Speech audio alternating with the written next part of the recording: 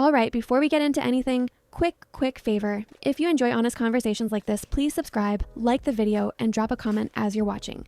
It genuinely helps the channel more than you think, especially right now. And if you're on mobile, you can actually hype this video. I'll explain it real quick so it's easy. Make sure this video is from the last 7 days, swipe left on the comment preview under the video until you see the hype option, or tap the little menu and it'll show up. Tap hype. That single tap helps the algorithm push this video so much, like I'm not even exaggerating. Okay, now let's actually talk, because this situation has been sitting heavy on my mind and I need to get it out. So, Daniela from KATSEYE, and before anyone starts typing, no, KATSEYE is not K-pop, they're a global group, has been getting dragged all over the internet for liking Playboi Carti and saying his music saved her life. And I'd be like, you literally, saved my life. I would say that. That's it. That's the whole thing. And the reaction to this has been so extreme that I genuinely had to sit back and ask myself, are we okay as a community? Because the math is not mathing. Let's slow this down. Daniela said she loves Playboi Carti. She said his music saved her life. People immediately jumped to calling her disgusting, irresponsible, a bad role model, saying she needs to apologize, saying she should be removed from the group, saying this could be the downfall of KATSEYE over that statement. And I'm sitting here confused because why is all of this smoke aimed at her, but not the actual man with the history people are mad about? That's where I start to feel weird about this whole thing. If Playboi Carti has a history that people feel strongly about, and yes, there are public allegations and incidents people bring up every time his name trends, then why is the rage not directed at him? Why is the anger being projected onto a young woman who said his music helped her through a hard time? Why is she the one being canceled instead of people simply choosing not to support him? And before anyone twists my words, I'm not here to defend Playboi Carti as a person. I'm a casual listener. I like a few songs here and there, that's it. I didn't even know half of what people were listening until this controversy blew up again. I'm not a stan, I'm not running defense, I'm not saying he did nothing wrong. What I am saying is that the way people are choosing to handle this feels wildly inconsistent. Because let's be honest, the phrase, "your music saved my life," is not rare. It is not new. People say that about artists all the time. Men say it, women say it, fans say it about rappers, pop stars, rock bands, emo artists, SoundCloud rappers, you name it.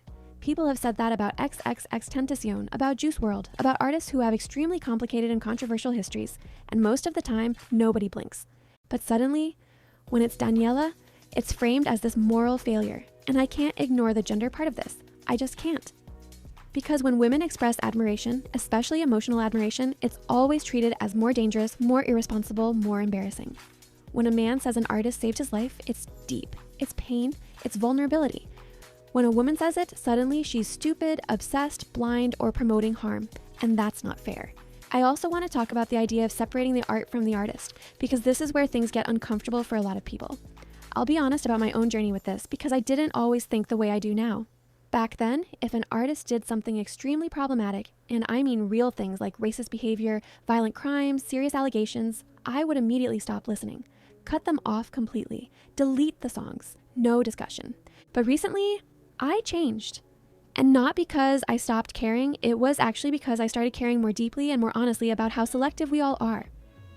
I'm a Black woman, and in this industry, especially the K-pop and global pop space, racism is everywhere. It's casual, it's normalized, it's brushed off. If I truly cut off every artist, group, or company that has engaged in racism or harmful behavior, my playlists would be empty. And that realization hit me hard. I started noticing how I was picking and choosing. Group A does something, so they're canceled forever. Group B does something similar, but only one member was involved, so it's fine, I can still listen. Western artist does something, I rationalize it. K-pop idol does it, immediate outrage. And I had to sit with that and admit it wasn't fair or consistent. That's when I started separating the art from the artist. Not in a blind way, not in a nothing matters way, but in a realistic way. Because consuming art in today's world is complicated. There is no pure consumption. There is no unproblematic artist, and pretending otherwise is just lying to ourselves. There's also something else I want to be very careful about sharing, but it matters to this conversation. One of my favorite Western artists, like my favorite ever, has had allegations resurface. They addressed them years ago. They denied them. But when allegations come back, the conversation starts all over again. I'm not going to name her. I'm genuinely scared too, and I'm not going to say what side I'm on. But I still listen to her music, and that forced me to ask myself, why am I holding different standards depending on the industry? Why am I more forgiving in Western spaces but harsher in K-pop or global idol spaces? Why do idols have to be morally perfect while everyone else gets nuance? So when I look at Daniela, I see someone who probably grew up listening to this artist.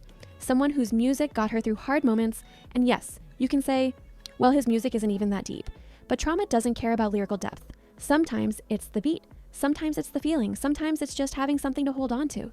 If something saved her life, it saved her life. We don't get to rewrite that for her.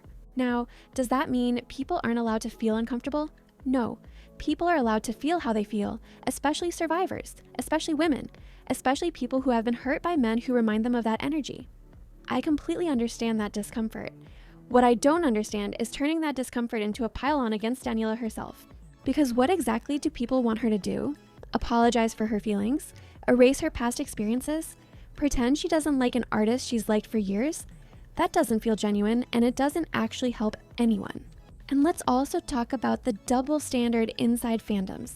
There are idols who openly play this man's music, idols who attend concerts, idols who quote lyrics, idols who list him as inspiration, and they are not receiving this level of backlash. So why, Daniela? Why now? First, it was she overdances. Now it's she likes the wrong artist.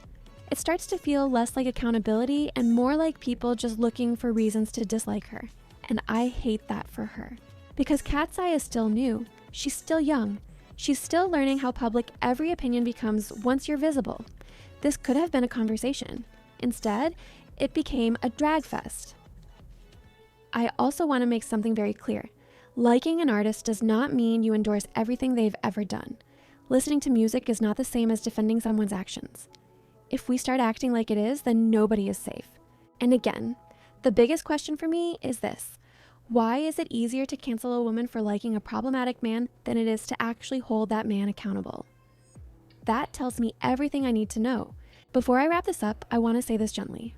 If you personally choose not to listen to Playboi Carti because of his history, that's valid. If you feel hurt by someone praising him, that's valid. But attacking Daniela is not justice. It's misdirected anger. And honestly, I think a lot of this comes from people being uncomfortable with complexity. We want things to be simple, good or bad, cancel or support. But real life doesn't work like that, especially not in music. Okay, before I end, quick reminder again, if you're enjoying this conversation, please like the video, subscribe, and comment your thoughts.